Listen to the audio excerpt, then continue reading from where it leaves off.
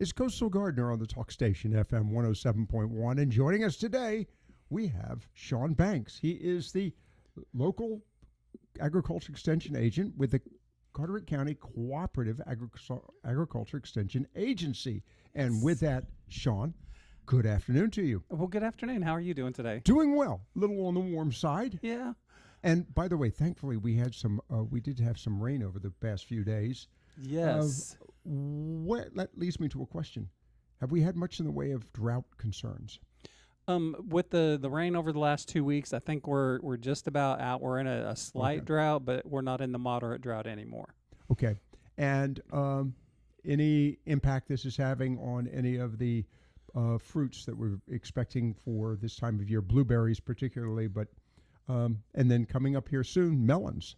Well, the one thing, I have seen some melons that are being sold now in some of the local roadside stands. So evidently the Bogue Sound watermelons are coming off now, which is a good thing. That means it's actually summertime again. Several of those. I didn't know that. I was outside and I'm going, boy, it's awfully cool for this time of year. Actually, that was the other thing I wanted to mention. But back to the rain. One thing that the rain has done for us is I was just outside a little while ago down at Harker's Island, and puddles all over everywhere, and the mosquitoes were crazy busy. Really? Yes. Yeah, we talked about that last week. All right, we've had the rain. It's been good. We're going to talk about the heat here in a moment. What can we do other than, if you can't get rid of the water, can you put anything in the water if you don't have access to something, some exotic chemical or Yeah. There are things that you can. There are products. If you've got a big body of water, it's stagnant body of water, kind of like a small like fish pond. You can get mosquito dunks. Yeah, but if you don't have mosquito dunks, can you use something else, a household item like, I don't know, baking soda or? No. And I don't want to suggest gas because I don't know of anything that would be. I don't know of anything that would kill the mosquitoes in the water. Other than the mosquito dunks, and that's probably the safest thing to do anyway. If you've got really small bodies of water, like I think last week we talked about the saucers under the plants. If you've got a really big plant and there's just a little tiny bit of water in that saucer, the mosquito bits, you can put those in there. It's a little granular product, and you can put just a few in there, and that will work. But those are the safest products to use to control the mosquitoes in stagnant water that you just can't empty and get rid of. I'm just wondering if maybe if you got a bucket of salt water and threw it in there as well, because apparently salt water mosquitoes don't. Mosquitoes don't breed in salt water, but they will breed in salt marsh. They will breed in salt marsh, but that's a specific kind of mosquito. It's not the tiger mosquitoes that are usually the ones that are really pesky. But I would be more concerned about putting so much salt in the water that you damage the plants. Okay. All right. You mentioned the marsh mosquito, and I know you're not an entomologist. I think that would be the right term for that. That would be the term. Okay. But I understand that marsh mosquitoes don't fly far from their marsh, their area of, domicile. I'll use that term. Right. Whereas you mentioned the tiger mosquitoes, they will fly long distances. Right, they will fly quite a ways. Most mosquitoes are going to stay pretty close to where they hatched out. Tiger mosquitoes is that one exception where they will fly great distances in order to find a meal. I just want to make mention, last week we talked about mosquitoes. We also talked about ticks and a few other bugs. And that does lead me to the question of bugs. I want to ask you about this. I saw a story recently in North Carolina that apparently there's still some concern about the spotted lanternfly. Am I correct on that? Yes, spotted lanternfly is one of those insects that feeds on a wide variety of different plants. It's not from around here, so it's an exotic pest. Right. No predator to speak of. Doesn't really have a predator to speak of. So it once it gets into an area, it really just multiplies really crazy. And one of the easiest ways for the spotted lanternfly to come to our area is when people go on vacation and say you're going on a vacation, let's just pick Philadelphia. You're parked there for a few days. If a spotted lanternfly lands on your car, gets under your wheel well or on your wheel and lays eggs on your car, it kind of has a gray kind of looks like a mud stain, and then you travel all the way back to North Carolina, and you park, and then the eggs hatch out, and all of a sudden there's an infestation in the area. Now, are there any plants that are particularly prone to damage from the spotted lantern fly, or all plants involved? There are several different plants because they have a piercing sucking mouth part. They'll suck the juices out of just about any plant. The one that they're most likely to go to if they can find it in the area is tree of heaven, which is also an invasive plant. Right. But that's because that's a plant that they're used to feeding on in their native habitat. So if they can find that one, that's the one that they'll go to. But they will feed on just about any woody ornamental plant. All right. And of course, are the summer months the months we really need to be concerned with, related to not only invasive plants but invasive bugs and predators and things of this nature? Yes, is it the heat or humidity? What? Well, during the wintertime, most of them go dormant, so they hibernate for the winter, or they find some place that they're going to be able to stay away from the cold temperatures. And then during the spring, summer, and fall, they're going to be the most active. And so this is when we really start looking out for them to make sure that we don't bring them into the area. Okay, let's talk about, I discover I've got a spotted lanternfly, and we'll talk about any other the bugs that you think we should be paying close attention. What do I do? You can contact your local extension agent. But should I capture the bug or at least a picture of it? If you can capture it, that would be great. If you can at least get a picture of it, that would be just as good. But what the other thing that you can do is there is a NCDA website to report any sightings of spotted lanternfly. If you see it, they want to know about it so that they can come out. They have a invasive pest section where they'll come out and they will try to eradicate it before it gets established in the area. Is it anything that we can do to protect our plants through some sort of herbicide or in this case insecticide?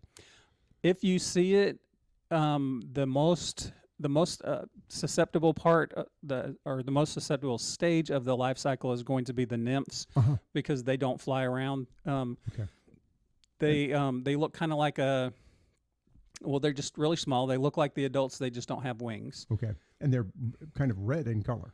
Yes, they're going to be kind of red in color, and then as they grow, they change color a little bit until they get their wings, and then they're gray with spots on there. Any other bugs of concern that we've mentioned? And then again, I go back to the question, what should we do in those instances? I mean, you've got various fungi. And is it fungi or fungi? Fungi. Yeah, one of them. Yeah. Depends on where you're at. So what are you hearing? Are you hearing of any that are calling you about? The biggest thing is to try not to bring anything in. A lot of the insect pests that could get into our area and travel great distances are going to be on firewood. So if you are going someplace and you're going to be camping out and you have some firewood, buy firewood locally and then leave it there when you get finished with it, because you don't want to transport it from one location to another in case it does have an invasive species. We see firewood from time to time at grocery stores and other locations. What about that? Have they been treated in some fashion to assure that they don't have some sort of invasive bug on them? There are quarantines, so if there's firewood that's coming from an area that is known to have an invasive species in there, they won't let it cross that quarantine or come out of that quarantine site. So a lot of that firewood is coming from areas that don't have an invasive species in there, or at least not one that they found. All right, because I've looked at that, I've walked through, and yeah, it's nice hardwood, but at the same time, I've heard that the concern about transporting plants and firewood and things of this nature. Right. A serious situation. All right. Before we go to the break, let's talk about heat right now and the impact that's having. Well, right now we seem to have gone from spring to summer all in 2-week time period, instead of the normal 2-month time period. So one thing that I really wanted to mention is to try to stay hydrated. Make sure that you know the symptoms of heat stroke or heat stress. But we've got to hydrate the plants too, don't we? We do need to do that too, yes. So just be sure to take care with that. And we can talk a little bit more about some of the things that you need to do. But really, if you have to be out in the heat, make sure that you have plenty of water. Yeah. If you're going out on the beach, make sure that you have plenty of stuff to drink, whether it's water or something with some electrolytes or drinks or whatever, but make sure you have plenty to drink. With this heat, do bugs become more lethargic? And I'm wondering if other crawling creatures might also become more lethargic in this heat, or is most of them are cold-blooded, and so they enjoy the heat. It keeps them comfortable. But I'm just wondering, does it get to a point where, quite frankly, I'm thinking snakes or any other bugs that would be suppressed by the heat? Does that happen? I don't know of any insects that get suppressed by the heat, but things like you mentioned snakes, when it gets really hot outside, they're going to try to find some shelter, so some shade. So if you're walking through tall grass, it's very likely that the snakes could be in there taking shelter and hiding from the sun. So I'd be really careful walking through tall grass. But no, it doesn't really slow them down. They do take shelter from the sun. Mm-hmm. So evidently they're a little bit smarter than we are because they don't get out there in the sun. But well, they're cold-blooded. Right. That means they're really shrewd. Okay. Speaking of that in relationship to the sun, is there times of day when you have greater activity, say morning, midday, afternoon? As far as snakes go, yeah, morning and late evening are going to be the times when they're most active. There are some snakes that are more active after dark. Right. That's when they go hunting is after dark. So if you can avoid being out during those time periods, I know that's when a lot of fishermen like to go fishing is after dark, but that's also when the snakes like to go hunting as well. How about bugs? Do the bugs, do they take a siesta at some point? Well, some of the insects take a siesta during the daytime, and some take a siesta in the nighttime. So it really depends on which insects you're talking about as far as which ones you're wanting to avoid. I'm trying to think if I've been bitten by so many mosquitoes. I'm trying to remember if I've gotten mosquitoes late in the evening. Most mosquitoes are active around dawn and around dusk.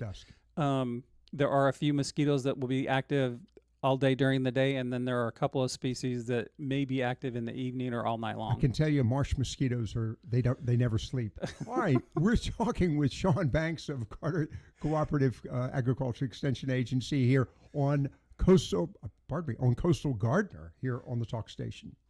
Coastal Gardener on the Talk Station FM 107.1. Joined this afternoon by Sean Banks of Carteret Cooperative Agriculture Extension Agency. And just to remind you, every county has an agriculture extension agent in it, and probably more, depending on the size of the county, of course. You know, what's staffing for you? Is it just one or multiple people? You've got assistants too. Here in Carteret County, I'm the major horticulture or agriculture agent. I have someone that works part-time with me for row crops, and that's his main area is row crops. So he works, most of his time he works in Craven County, but he spends about 10 to 20% of his time here in Carteret County. We also have a 4-H youth development agent and a family and consumer science agent. But as far as agriculture goes, it's me and part of one other agent's time. All right. One of the things I wanted to talk to you about today, I'm curious, it is heat, planting of trees and shrubbery. Is this a good time if you're going to plant certain plants, or should you wait till because I'm thinking the heat does sap a lot of energy out of some of these plants. And so trees and shrubs, what's the recommendation on that? If you can keep them watered, planting them during the summertime isn't a bad idea. Okay. Because a lot of times you'll be able to find them at this time of the year, and then in the fall you may not be able to locate them. It's actually they're better planted for most trees and shrubs, not all, but most trees and shrubs are better planted in the fall, so September, October time frame. That way, as they're going dormant, the root system will continue growing as long as the soil temperature is above 40, 45 degrees. And so they'll continue to put roots out and get more established, whereas during the summertime when it's really hot outside, they're spending all of their energy just trying to survive, and they're not really putting any roots out. So you have to make sure that you keep them watered. You've got to keep them watered. Is there, how can you tell if you've got, because you don't want to drown the plant or the shrub as well, right? Well, the digit exam is the easiest way. You take your finger, which is your digit, and you stick it in the soil, and if you go down 2 knuckles deep and it still feels dry, then it probably needs to be watered. Okay. All right. All right, we're talking about the planting of trees and shrubs.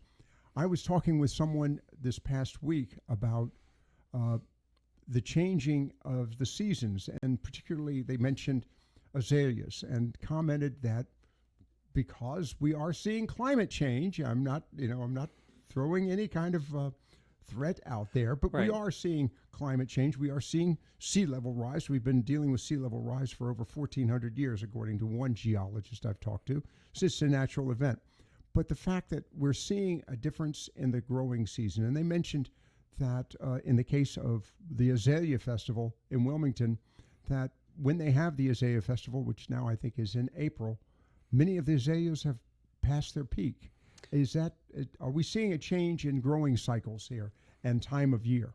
And that depends on the year. This year, because we had such a warm winter, Mhm. yeah, most of those azaleas had already bloomed out. Okay. Last year we had a colder winter, Okay. and then it warmed up really fast, and most of those azaleas were blooming during the festival. Right. So and that's one thing that's the difference between climate change and Season the of- weather today. Yeah. Right. Because climate is what happens over 20, 30 years. The season may be from one year to the next. And so, yeah, the climate has always been changing. It always changes. It's either getting colder or it's getting warmer. There's never been an issue. It's always changing one way or the other. I remember in the 60s, we were looking at global freezing, and they were Right. worried about, we were going to have a year of winter, years of winter. The next ice stage is coming. Yeah, exactly. Yes. So I know that just changes, but I was just curious if we're seeing significant changes in growing seasons as a result. We are seeing warmer weather during the summer times and longer warm periods for as far as our growing seasons go. I don't remember how recently, but in the last few years, the USDA changed their hardiness zones. We used to be in a 7B, now we're in an 8A, and that's happened in the last 5 to 10 years. So we're changing, and that's based on the average cold temperature during Okay. the wintertime. We're talking with Sean Banks again of Carter County's Cooperative Agriculture Extension Agency. You said 7B to 8A. What are we talking about there? What does that mean? We're talking about 5-degree temperature change. Okay, and that means then there would be certain trees or certain plants that will be better situated for us now because, well, I guess we're a little warmer. Yeah, because we're a little bit warmer now, the palm trees will be able to survive the winter just a little bit better.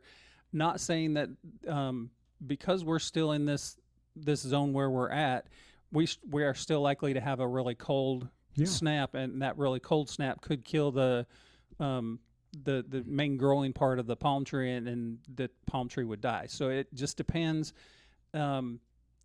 on where it's planted and how cold it gets that winter.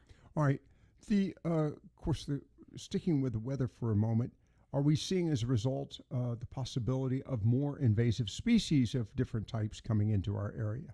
Well, that doesn't really have anything to do with the weather. That's more that has more to deal with what the plant industry is bringing in. Ooh. And so, yes, there are plant explorers that still go out and they find new plants in areas that have very similar climates. They do testing and check for how invasive it is, how likely it is to put out seeds and that kind of thing. But they don't always catch the bad actors until after they're Right. into the nursery trade. And then it's too late because you can't really recall that. Okay, and I guess the nurseries are having to pay close attention to this as well. Right, and we mentioned the Bradford pear. In some areas, they're no longer selling Bradford pears because they found that it is invasive and they don't want to spread that invasive tree anymore. And here in North Carolina, they're doing those Bradford pear bounties where they'll give you another tree if you'll cut Right. down a Bradford pear and show that you've You removed that from the gotta landscape. bring in the root. You got to bring in the evidence though in order to Right. get that other tree. All right, we've talked a lot about trees and shrubs and even yards here. Let's move to a few items on gardens real quickly. What's the tomato crop look like this year? And are there any other items such as sweet potatoes or cabbage that seems to be doing pretty well this year? How are tomatoes doing? My tomatoes are doing better than they've ever done. That might be because I'm spending more time talking to them and paying attention to what's going on. But tomatoes are doing pretty good this year as long as you're keeping them irrigated in between. And that's one of those things that you really have to pay attention to, because if you went a whole week without watering, the tomato plant may look pretty good, maybe possibly a little bit droopy. But when it gets a lot of rain like we just received over the last few days, then the plant absorbs a lot of water and it wants to store that water in the fruit. And so the skin on the tomato cracks. And then you get the cracked fruit, and it's not as pretty, and a lot of people don't want to eat it. Okay, so then what do you do? Do you, if you continue to water your tomato plants, are they better able then to absorb more water if you have this sudden rush of rain? If you keep the soil moist around the tomato plants and don't allow them to dry out, so you're watering every other day or every day, however frequently you feel like you need to water. I try to water mine every other day. Then you get a rainstorm, and you're less likely to get those tomato cracks. If it's a really long rainstorm, lasts 2 or 3 days, you may still get on some of the thin-skinned tomatoes. You may still get some tomato cracks, but you're less likely to get those. Okay, they're visually not appealing, but they don't damage the fruit? It doesn't really damage the fruit unless you get insects that get in there and start feeding on the inside of the fruit. But it doesn't really damage the fruit. It just dries out that one section right there, which for me, if I'm preparing them, I'll just cut it out and use the rest of the tomato. All right. What about other plants? We mentioned tomatoes. And by the way, are there certain tomato varieties that are doing better than others right now? I haven't seen any that aren't doing well. How many varieties are there? Hundreds. Really? Yes, there are hundreds of varieties. And the ones that I recommend that people get are the ones that say they are heat tolerant. Okay. Because there are some tomatoes that that won't do well in our heat. They won't produce fruit when the nighttime temperatures get over 70 degrees, and there are some that will continue to produce fruit. And so the ones that will continue to produce fruit would be the ones that I would recommend getting. Okay, because obviously the temperature at night predetermines what the temperature is really going to be during the day, because it's already starting off warm at the open when the sun rises, and then obviously the temperature is going to continue to rise with it. Well, we also need to consider that tomatoes are a tropical plant, and that's why they're annual during the summertime. So they're a tropical plant, and if it's growing down in the tropics, it can grow all year round and continue to grow, and it'll produce fruit all year round, because the nighttime temperatures will get down upper 60s, lower 70s, and then the daytime temperatures rarely get over 80, 85 degrees. Gotcha. And so you've got that consistent temperature that it's dealing with, so it'll continue to produce those fruit. Whereas here, we get a wide variety. About to wrap it up with you again, Sean Banks with the Carter County Cooperative Agriculture Extension Agency. I'm getting cooperative in there. I'm sure he's appreciative of that. He's always cooperating with us here at the Talk Station. I try. Any other plants right now, any row crops, any garden crops that are doing particularly well this time of year? What I've seen is that cucumbers are doing really well, but in our area we need to be really cautious, because cucumber downy mildew was seen in Lenoir County up around the Kinston area. And so if we get those westerly and winds from the west and the north, it could likely blow that, because those spores are blown around on the wind. Okay. All right, we'll remember that. What is that again? It's cucumber downy mildew. All right, cucumber downy mildew. All right. Sean, thank you for being with us. All right, you're welcome. It's Coastal Gardener on the Talk Station, FM 107.1.